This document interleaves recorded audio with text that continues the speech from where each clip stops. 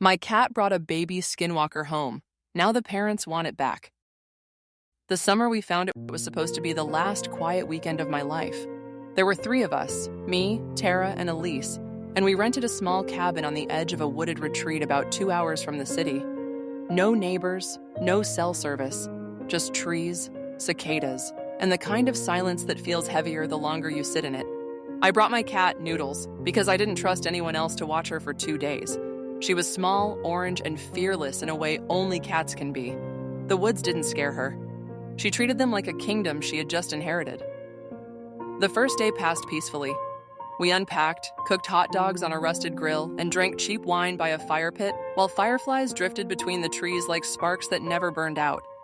The forest felt ancient, but calm, like it had seen 1,000 summers and didn't care about us at all. It was close to midnight when Noodles slipped outside. I didn't notice at first. Only when I heard scratching on the wooden porch did I realize she'd been gone for nearly an hour. When I opened the door, she stood there proudly with something dangling from her mouth. At first I thought it was a bat. It was small and folded in on itself, wings tucked tight against its body. Its skin was gray and hairless, stretched thin over tiny bones. But when Noodles dropped it at my feet, it didn't screech or hiss. It whimpered, a thin, broken sound, like a baby choking on air. Tara leaned closer. That's not a bat. The creature twitched, opening one oversized eye. Its mouth opened and closed without sound, as if it was trying to cry but didn't know how. "It's hurt," Elise whispered.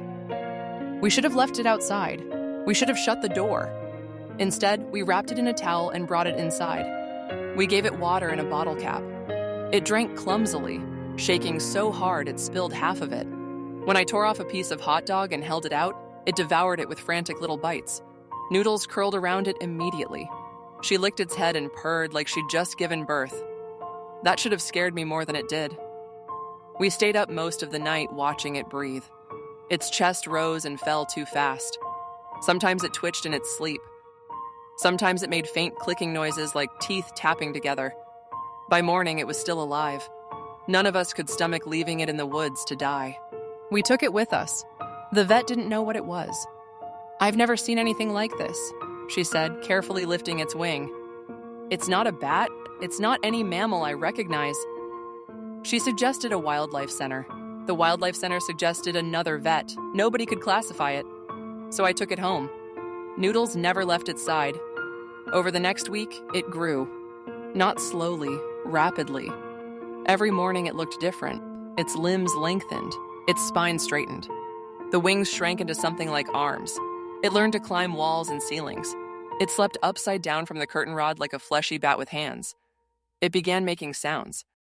At first they were animal noises, chirps, clicks, and soft howls. Then one night I heard my own voice coming from the hallway. "Hey!" I bolted upright in bed. The creature stood in my doorway, its mouth stretched into something that looked like a smile. The word had come out wrong, hollow and echoing, like it had passed through a cave before reaching me. I screamed. Tara and Elise ran in just as the creature skittered up the wall and clung to the ceiling, staring down at us with wide, wet eyes. After that, it copied everything. Tara's laugh, Elise's cough, my voice calling Noodles. It became obsessed with sound. It would sit in corners repeating words it heard on TV. Its mouth slowly reshaped itself into something more human. Weeks passed. It developed hands, fingers, eyes shaped like ours. Noodles treated it like her kitten. She groomed it, brought it toys, slept curled against it every night. That's when the howling started. The first night, the sound rolled through the neighborhood like thunder, long, mournful cries rising from the woods behind my house. The creature froze when it heard them. Its eyes went wide. Its body trembled. It crawled under the couch and hid. The howling came again the next night, closer and the next, closer still. Elise said, "What kind of animal makes that sound?" None of us answered. One night, Elise went outside with a flashlight to see where it was coming from. We heard her scream. By the time Tara and I ran out, Elise was gone. Her flashlight lay in the grass. There was blood on the driveway. The police searched the woods for days. They found nothing. The next morning, someone knocked on the door. It was Elise. She stood there in the same clothes she'd worn the night before. "Guys," she said, "open up." Her voice was perfect, but her eyes didn't blink. Tara whispered, "That's not her." Behind us, the creature began screeching, clawing at the walls. The thing outside tilted its head. Its skin rippled. "I'm cold," it said. "Let me in." We locked the doors. That night, the howling surrounded the house. Something crawled down the chimney. It forced itself through soot and brick, skin tearing and reforming. The mother Skinwalker stood in the living room wearing Elise's face. Noodles attacked her.